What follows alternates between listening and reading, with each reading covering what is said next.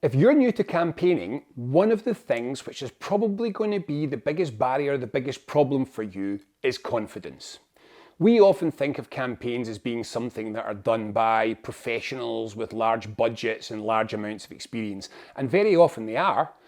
But on the other hand, some of the most effective campaigns have been built by people who made it up as they went along, who'd never done a campaign before, and who really just did say something needs to be done, something needs to happen. Who else if it's not us, and just got people together and did something about it. So if this is a common barrier, and it is a common barrier, a lot of people who want to get into campaigning express as one of the biggest problems, the barriers for them, that they don't think they're good enough, that they don't think they're experienced enough, that they're too nervous to do these things. So how can you deal with that? How can you cope with it? How can you, having decided that you need to do something or you want to do something, how can you get over what it is that is holding you back because you don't think you're good enough or that you know enough? Well, what you can do is a basic skills audit. It's very useful to do. It's useful to do anyway in a new campaign, but it also helps you to focus on what you can't do rather than what you can't do. Nobody can do everything. Nobody is good at everything. You will have strengths, you will have weaknesses. You will do better if you play into your strengths and don't obsess, don't worry too much about your weaknesses. So do a basic skills audit. If you've got a small group, or even if it's just you, sit down. If it's a group, talk among yourselves, or if it's just you, just think to yourselves, what are you good at? What things can you do?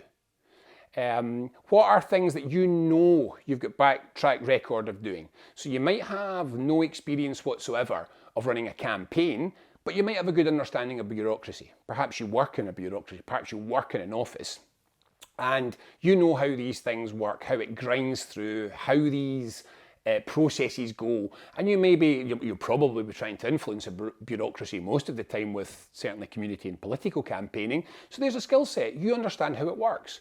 Or it could be less direct things. So let's say, for example, you would never think of yourself as being somebody who has any real experience or track record of selecting images from which to build up a campaign. So you might think, well, that's not something I can do. But stop and think for a second. Do you have a particularly good reputation for being able to buy presents which really suit the person you're buying presents for? Or do you pride yourself in knowing that when you go to buy someone a card, a thank you card, a birthday card, that you'll always manage to get the card that will make them laugh? That's a skill set. You have selected an image, a message, which works for the person that you're giving that to. So don't feel the slightest afraid of saying, well, I've never actually professionally selected pictures, but actually now I come to think of it, I'm quite good at working out what image goes with what person in what circumstances. And you can keep doing that. Do you have someone in your group who has written? It doesn't need to be political. They could be an amateur playwright. They could just be somebody that writes letters. They could have written poems when they were young. It's a skill. If you can write, if you're good at putting words together, that's a skill set. Do you have did you have a photographer? Do you have somebody who's good, that understands how to put a film together? And again, you're not necessarily going to be professional filmmakers, you're almost certainly not going to be. But if somebody's confident that they've got the skill sets to do that, then say it out loud and write it down and put down the list of the things that you've got. So these are both solid skills, professional experience, experience that you've got from things that you've done in the past. So very specific examples of, right, okay, I have written a press release before because I did it for a community group that I was working for. That's a skill set. You know how to do it. So this is something to say, right, okay, I don't have to worry. That one I know, that one I get. And then you can look at these intermediate things. So, okay, I've never actually selected images professionally for a campaign or for marketing or for advertising, but I do recognise that I have got the kind of empathy, the kind of sense of what people like, of what our target audience might like. And I think I'm fairly confident that I can pick a photograph from whatever source that helps them to feel what I want them to feel as part of this campaign.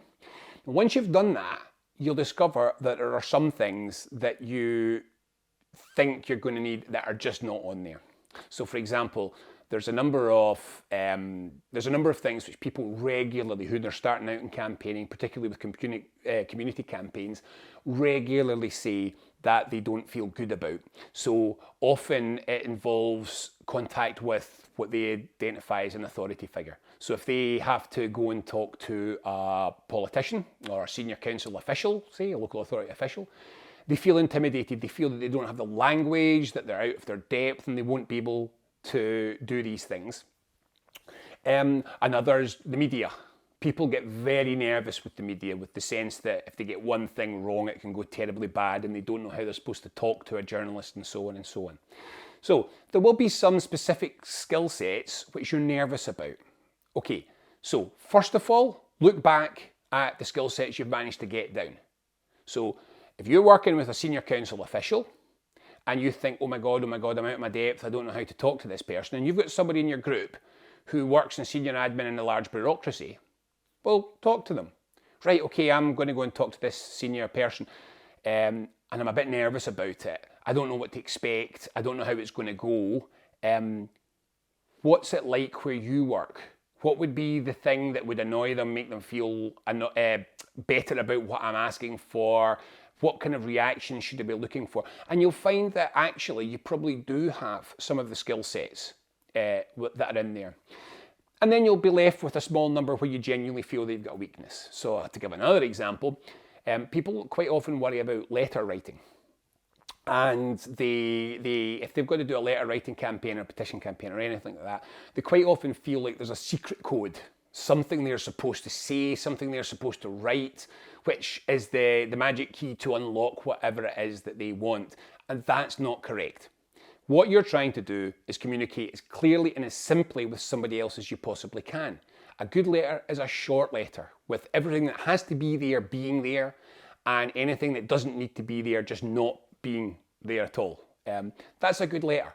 So for example, and we're going to do other training courses, and we'll cover things like this in other training courses, but for a little example, if you're not quite sure how to write a letter, a good bet is to just do a series of bullet points with all the things that you think need to be in the letter. So just write them out in a series of short little statements.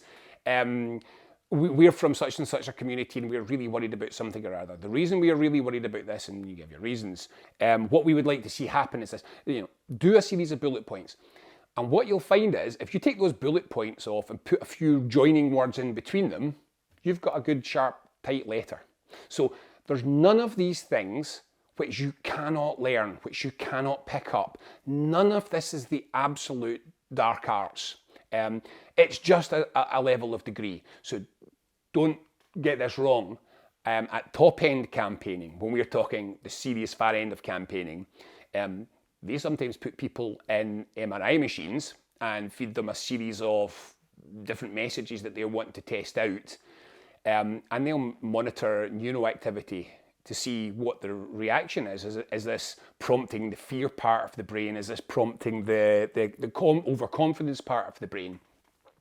And that helps them to work out really, really scientifically what it is that is most likely to get the person to feel what they want. But you're almost certainly not working with an MRI scanner, but it's all just scale. So you maybe don't have an MRI scanner, but if you've got 4 statements, 4 slogans that you think might be the ones that are going to work best for your campaign, best version of an MRI scanner you've got access to is your pals, people who are not involved in the campaign and have a bit of critical distance, and just read them out and just ask them, how did that one make you feel? What's your response to it? And often you'll find that the response of others is quite different from the response of you. So you think that this is a gentle, soft introduction. It's a bit spiky, whatever. It's the same thing. So whatever it is that you think you can't do, you can. You can't maybe do it as well as the best. You can't do it as extensively as the best, but you can do it. These are all things that you can learn to do. You can fill in these skill gaps and you can improvise, because improvising is going to be a key part of it. But above all, you have to, it's really important, you have to approach a campaign with the confidence to believe that you're capable of doing it, because you are. And I can only repeat, some of the most effective campaigns that have ever been run have been run by people for whom this was their first ever campaign and they made it up as they go along. So sit down early on, and if you're feeling nervous or you're uncertain, get together if it's a group, or sit down with yourself, do yourself a skills audit, work out what you're strong at, work out what you can backfill, find anything you think you could do with a little bit more development on, but above all, once you're done, look at what you've written down and realise you have a lot more personal internal resources than you think you do, and you're more capable of doing the things that you're going to have to do than you think you are. And once you recognise that, once you look down at your notepad and you realise just how many skill sets, just how much knowledge you've got among that group, you will feel much better about progressing with the campaign. For each of the short videos in this course on how to build up a campaign, you'll find on the Commonweal's Campaign Centre there is a little worksheet which will recap the things we've just talked about, will give you the key learning points that you need to remember, and it'll give you a couple of little exercises that you can try out to put these skills into practice for real. If you go to Commonweal's Campaign Centre, you'll find all the materials there. Give them a shot, see how you get on with them, and if you've got questions, don't hesitate to drop an email, or better still, put a message into Campaign Centre. There'll be lots of other people with campaign experience who are there and who want to help you develop and build your skills.